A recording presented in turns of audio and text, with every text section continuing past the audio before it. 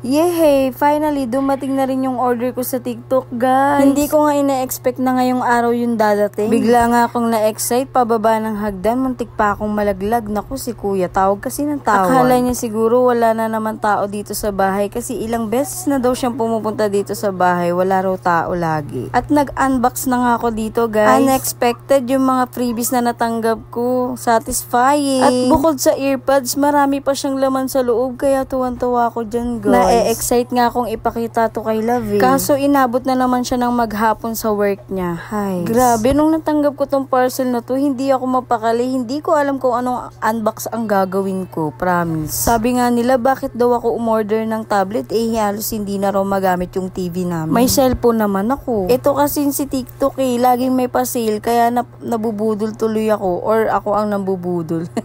Anyway, successful naman yung aking order. Satisfied naman ako kasi yung laman niya sobrang punong-puno. Ilalagay ko na lang sa comment section yung link, guys, kung saan ako umorder. Ay naku, tuwan-tuwa talaga ako habang nag-unbox. Sorry guys, gusto ko sana siyang i-ASMR. Kaso sobrang ingay dito sa amin, wala pa akong mic. Hayaan nyo soon guys, mag-ASMR tayo. Ayan nga pala yung mga previous na natanggap ko. Grabe, sobrang dami. Hindi ito sponsored guys ha. At sa sobrang excite ko, tinawag ko na yung intermitida naming kapitbahay.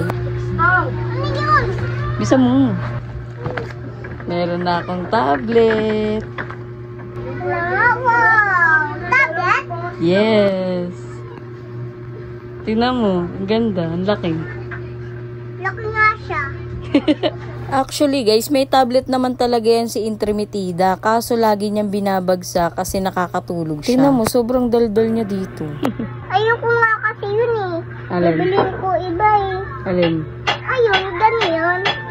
Actually guys, sa mga oras na yan, kinakabahan ako kasi hindi ko ma-open yung tablet. Meron palang password na gagawin sa kanya, just me. Bali, ang gagawin pala sa kanya, pipindutin mo gamit yung pin, yung maliit na butas na bilog. Pag nagawa mo na yun, i-charge mo ng 2 hours. Then, pindutin mo yung power on, okay na siya, ganun. Hindi ko na nga pala naipakita dyan guys kasi busy din ako para tulungan si Love sa mga resibo niya. Para pag dumating siya, i-deliver niya na lang yung mga resibo. Bali, ang ruta pala niya ay sa bandang Better Living, guys. Bali, mga 5 PM na siya nakauwi. Kasi yung resibong binigay sa kanya, hindi niya alam. Ginagawa niya na lang ng paraan, kaya napapaaga siyang umuwi minsan. Then, tinutulungan ko na lang siya sa ibang resibo niya na mag-ayos. Para kahit papano, medyo mapadali siya sa trabaho niya. Wala rin naman akong ginagawa dito sa bahay. Kasi pagkatinda ko ng umaga, pagdating ng tanghali, naubos na yung tinda ko, wala na akong gagawin. Pagkatapos ko nga pala dito, kinalikot ko na ulit yung box ng tablet. Sinarge ko na rin tong earpods para pag na-full na yung tablet is ready to use na siya. Kaya inulit ko pala yung pag-unbox ko dyan guys. Kasi sa bandang pinakailalim ng box is may free siyang tempered glass. Hindi ko napakita kanina. O diba, syunga?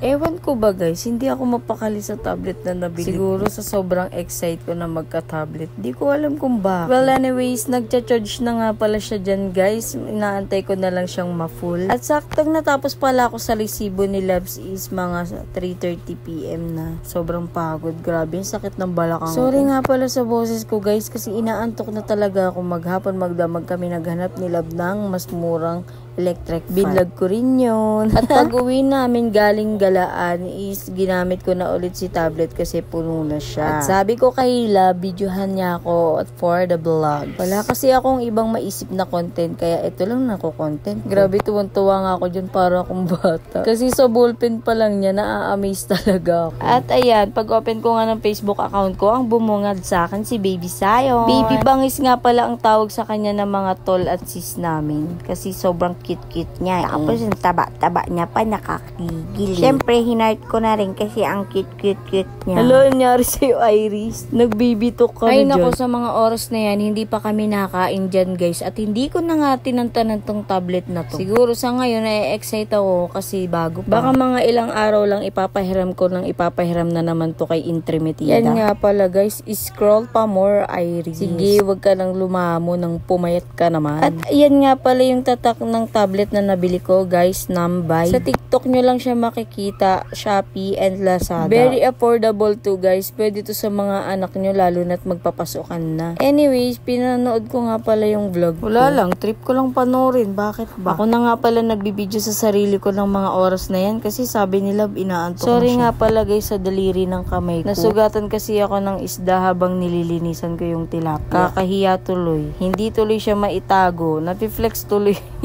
May batang tuwan-tuwa na naman, sabi nila. Kaya ako napapasayaw dyan para akong bata talaga. Sorry na, guys. Ganyan kasi ako kapabebe, lalo na pagkasama ko sila. Well, anyways, ganito nga pala yung tablet pag nakahiga. Then, ganito yung itsura niya pag tinayo. Flex ko nga pala yung wallpaper ko, guys. Shoutout nga pala sa Fatima Community Chapter, Tau Gamma Sigma, Tau Gamma Pi. Salute. Well, hanggang dito na lang yung vlog ko. Salamat sa mga nanood.